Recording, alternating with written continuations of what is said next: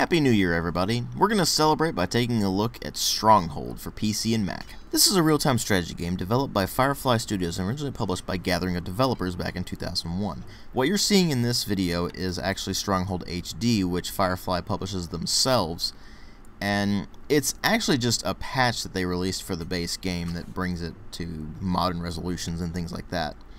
But the gameplay is unchanged, apart from a few bug fixes here and there.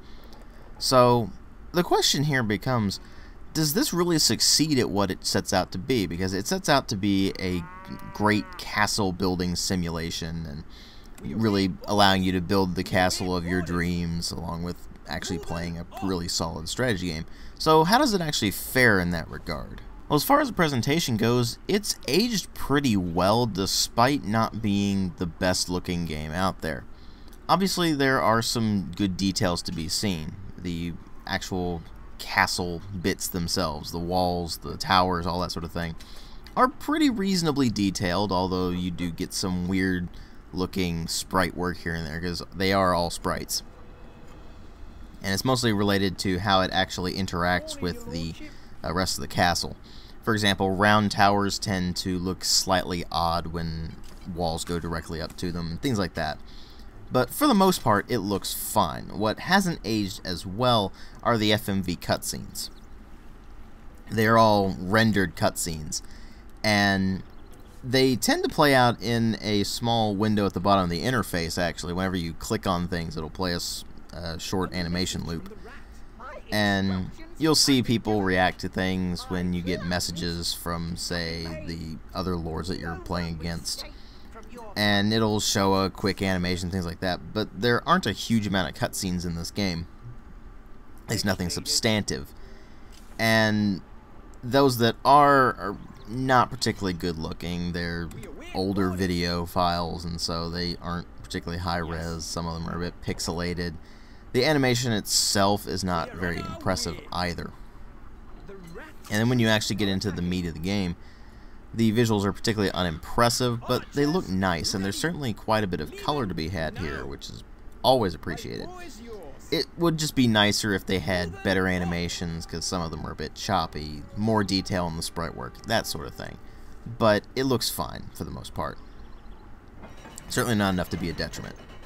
Then there's the sound design, which is much better than the visuals. The actual voice acting is full of charm and wit and silliness. The game really doesn't take itself all that seriously, and it has a pretty good sense of humor that a lot is conveyed through the voice acting. They did a really good job with it. So you have characters like the rat being all snivelly and pathetic and kind of annoying, and then people like the snake being all manipulative and sleazy. About like you would expect, and they all work pretty well here. The music is really good in this game too. It's not a bunch of tracks that are particularly memorable. Some of them are, but most of them are just really nice medieval sounding tunes. And they work brilliantly for this game. So when you're actually in there, the music has a lot of charm, but there's only a couple of tracks that will really stick with you outside of the game. But that said, sound design's great. The sound effects themselves are also pretty good too. But obviously, there's a bit more to this thing than just presentation. In fact, there's quite a bit more to this game than just its presentation. You have a plotline in which you play as a lord whose father was actually killed by the villainous 4 lords that have taken control of the kingdom: the rat, the snake, the pig, and the wolf. And you're basically trying to recapture the kingdom from them in order to facilitate the king's return after having been held for ransom. And so that's where the main plot line goes.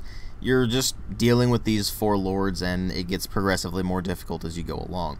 You start off against the rat, who is just utterly pathetic and completely useless.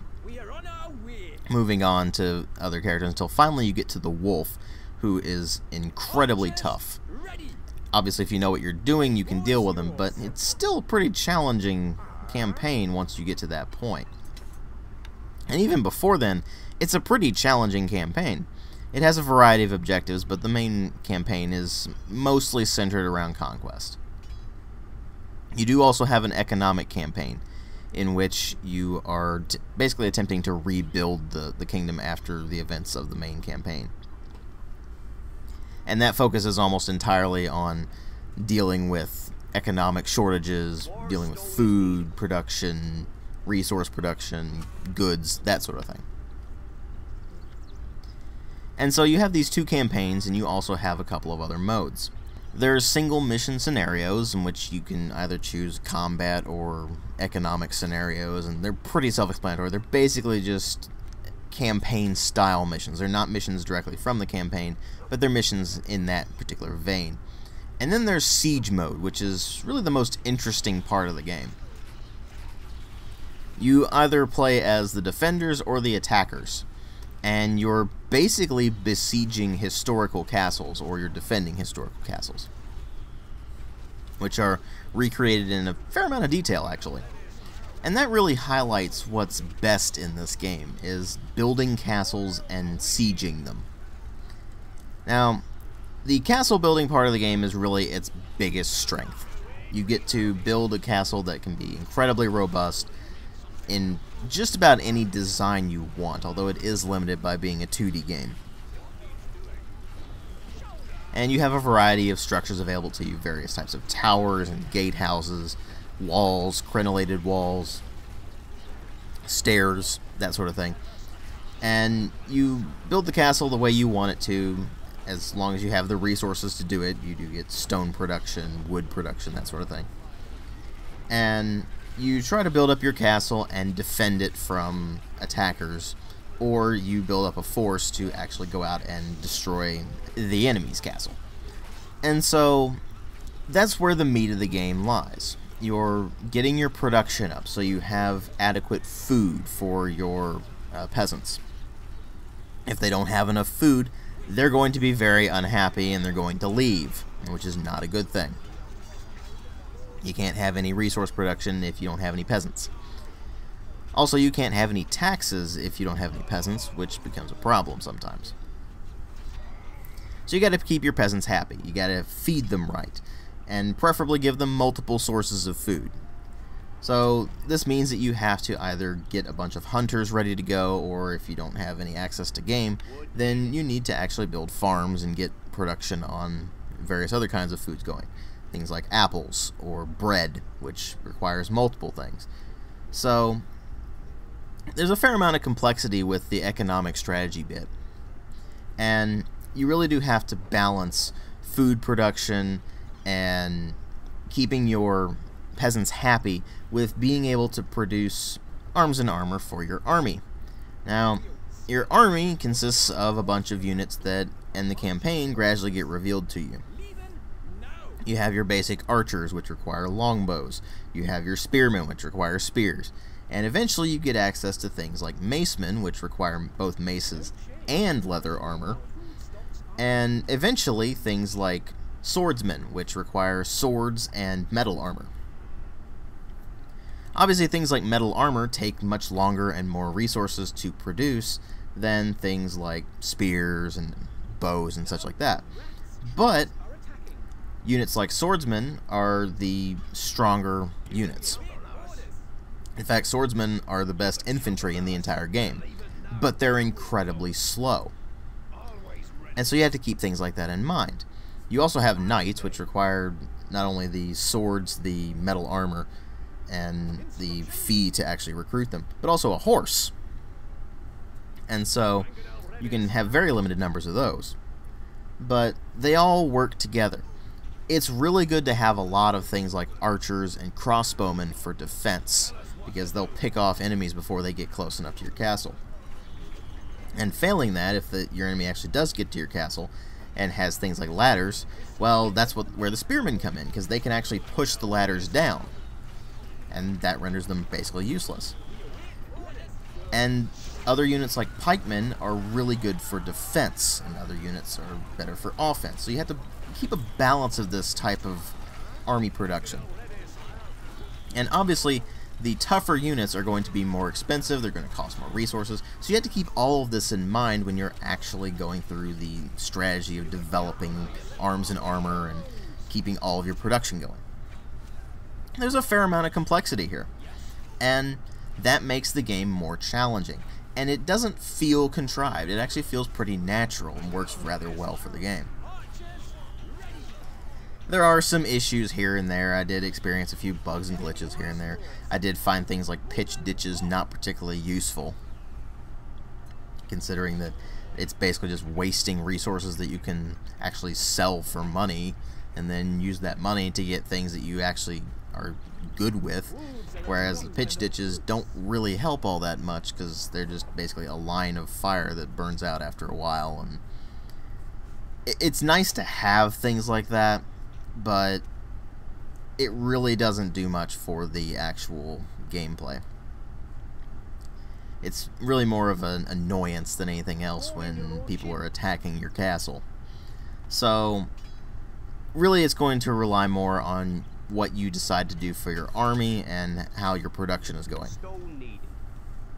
And there are other things you can do to actually keep your peasants in line. You can either give them things like breweries where they'll actually have access to ale and in some cases get drunk, which is rather amusing, but also kind of annoying for your production.